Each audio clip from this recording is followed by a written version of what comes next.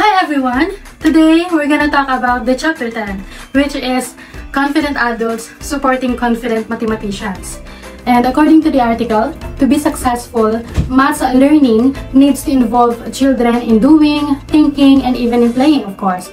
It should be interactive, ensuring that children are directors of their action as well as enthusiastic participants and that they have time to reflect on what happens. So in this video, we will explore some strategies for promoting parents' confidence in their mathematical abilities. Consider the importance of confident adults developing mathematical confidence in children and examine the impact of promoting positive relationships between parents and professionals or the teachers. Families who integrate or involve mathematics into their daily life activities help children become young experts in math. These children sometimes came from the households where numbers, time, and mathematical concepts are discussed, and they are engaged in activities involving coins, calculators, and games like cards and dice. And the young math experts often have unique interests and abilities in addition to these experiences. So in line to that, let's watch this interview that we conducted with parents and teachers of grade 3 and below. For their privacy, we decided not to share their names and personal information. We only rely on the case that they are a parent or a teacher of grade 3 and below. We also asked for the video recording consent. On a scale of 1 out of 10, with 10 being the highest rated mathematical abilities, gaano raw po kayo kagaling sa math? 7. Para naman po sa ikalawang tanong, with that rating, in what way do you think you could support your child confidence in mathematics? Siguro after ng school niya, pwede ko siyang turuan sa mga lesson niya. Halimbawa, after ng class na siya sa araw, mga 1 hour, pwede ko siyang turuan sa math. Kaya naman, pwede ko siyang gawa ng mga iba-ibang basic na pag-motivate sa kanya para mas kumaling siya sa mga skills niya sa math. Maraming salamat po sa pagsagot sa mga konting katanungan. Hello po, mami na po kayo.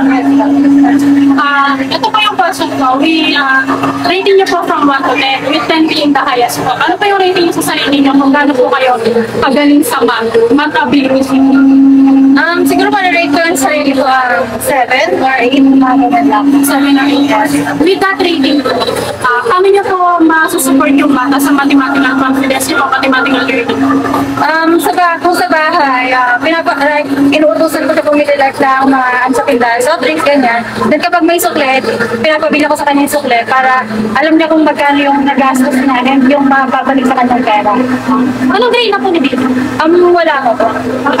Bale, this year, magkikinder siya. Magkikinder ko. Sige po, thank you po. Thank you. Para sa unang tanong po, on a scale of 1 out of 10, with 10 being the highest rate your mathematical, gaano po kayo kagaling sa math? 5. Para naman po sa ikalawang katanungan, with that rating, in what way do you think could support your child confidence in mathematics? As long as I can, I will support them. Maraming salamat po sa pagsagot sa mga. Hello po, mami. Good morning po. So, anak niyo po anong grade sa English? Bali po, ang tanong ko na po related sa math. From 1 to 10 po, rating niyo po sa inyo po. 1 to 10, paano pong rating niyo sa mathematical abilities niyo? 10 po being the highest. 10. Ayun po. With that rating po, paano niyo po na-encourage yung bata or masusupport po siya sa mathematical learning niya? Araw-araw, lagi ko sinusukat yung heights niya. Okay. Tapos alam niya po yun, minsan alam niya lang po. Thank you po. On a scale of 1 out of 10, with 10 being the highest rate your mathematical abilities, gaano raw po kayo kagaling sa math? Para naman po sa ikalawang tanong, with that rating, in what way do you think you could support your child confidence in mathematics? Kapag tuturo ko, bigyan ko lang siya tuturo. Maraming salamat po sa pagsagot sa aking mga katanungan. I rate my mathematical abilities, siguro it's 9 because I have I can understand the simple math problems, and also I can identify the basic, the multiplication table, additionals, instructions, and anything. And if I am going parent, siguro I can use my mathematical abilities to teach my children, to support them through teaching them na para matuto sila and para mahalin nila yung math, and then siguro to make them comfortable to solve anything with math.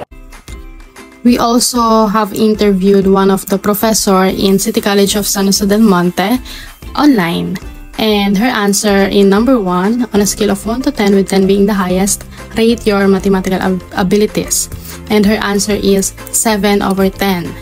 And in number 2, with that rating, in what way does she think she could support her students or her child's confidence in mathematics? And her answer is, as a parent, she would help and encourage her children to always practice math activities. And as a teacher, she will give a simple math exercises every day to encourage learning and mastery of math subject. So, based on our interview, it shows how parents and teachers' mathematical ability really affect their children or students' confidence in math. The gap in children's math performance cannot be attributed alone to parents. While there may be valid reasons why parents are unable to support their children's learning, but it's crucial for teachers or for practitioners to take steps involving children's mathematical development.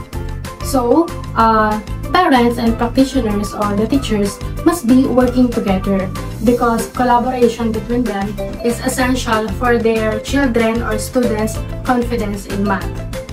Confident practitioners. When practitioners lack confidence in their mathematical abilities, it affects children and families in several ways. Number 1, they will struggle to respond to parents' questions about their children's math development or explain why math is taught in certain ways. Number 2, they might avoid addressing children's math queries for fear of not knowing the answers. Number 3, they might hesitate to engage in meaningful math discussions with children. Number 4, they could avoid professional development opportunities. Number 5, they may rely on their own ineffective experiences of learning math. Number 6, they might offer less engaging or stimulating math learning experiences. And number 7, they may view math as merely facts to be memorized rather than an enjoyable and dynamic subject. Home learning environment has the most lasting effect on children's long-term progress. So, these are the factors that is critical in their learning. First, the quality of preschool education received. Kaya nga, di ba sabi sa atin, being an ECE teacher, super hirap. Kasi sa'yo halos nakasalalay yung ibabaong learnings or knowledge ng bata. Second, the mother's level of education. Pero hindi lang naman sa mother, even sa tatay, sa grandparents, or sa guardian, like that. And third last, the socioeconomic status of the family. Common yan sa bansa natin. Kasi diba sa ibang bansa, na example sa atin, they're using pasta for math activities, na kung sa bansa natin gagawin, which is the Philippines, most of the Filipinos would think na sayang kasi pagkain eh, ganun tayo.